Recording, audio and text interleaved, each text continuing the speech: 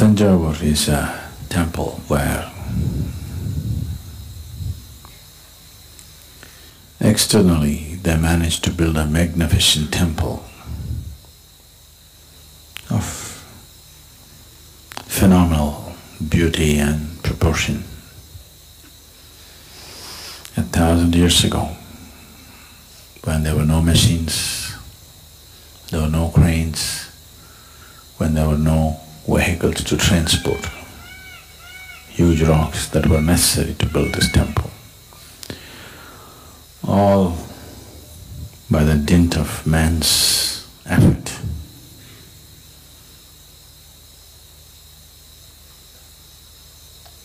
It's not a simple effort, issue. If you want to understand what kind of effort, I'll give you a simple project. Now we're building the Adi Yogi Alayam. So I want the rock which is in the Spanda hall to be shifted to the Adi Yogi Alayam. I want you to do it, all of you together, no machines. You know the rock?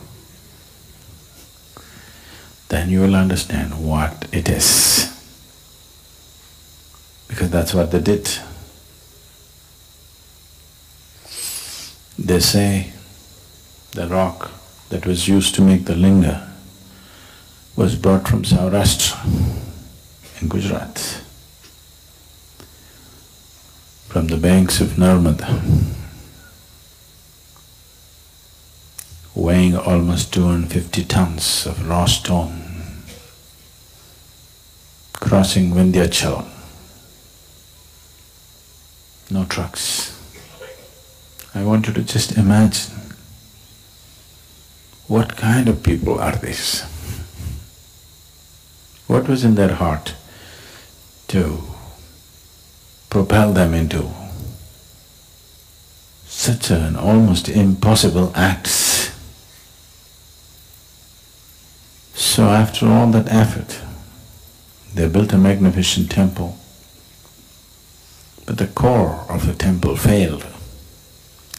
They could not consecrate the linga as they wanted. It did not work. So even today,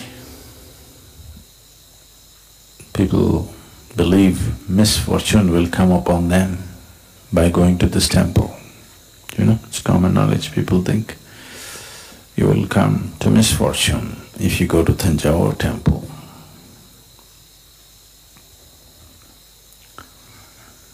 Which is not wholly correct, but partially correct, because it's a kind of a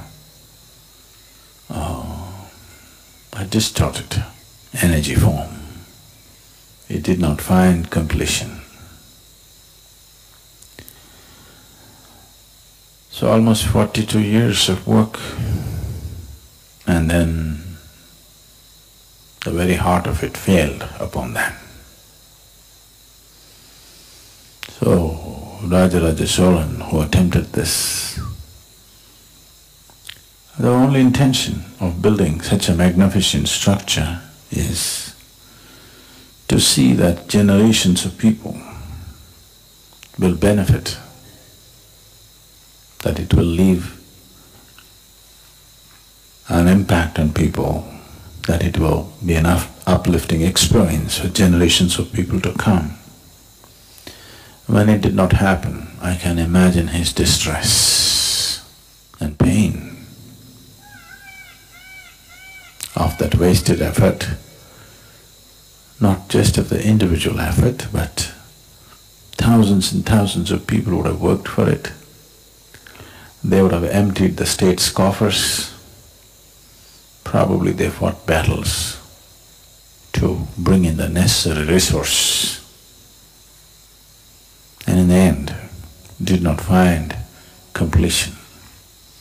So his son, probably wanting to bring some peace to his dead father, he built an exact replica of that temple, but he did not have the courage to attempt the same scale for probably for practical purposes.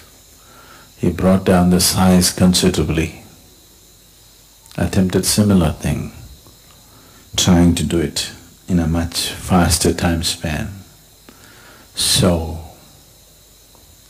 making it into not so glorious work of art, but functionally as good. So the temple structure did not turn out as it should have. They piled up rock and built it.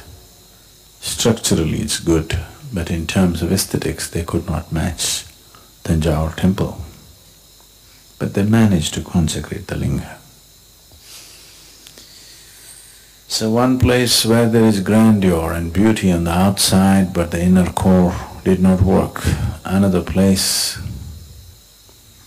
there is inner strength, but there is no grandeur and beauty on the outside. This has been the story of the world in many ways. Where there is outside well-being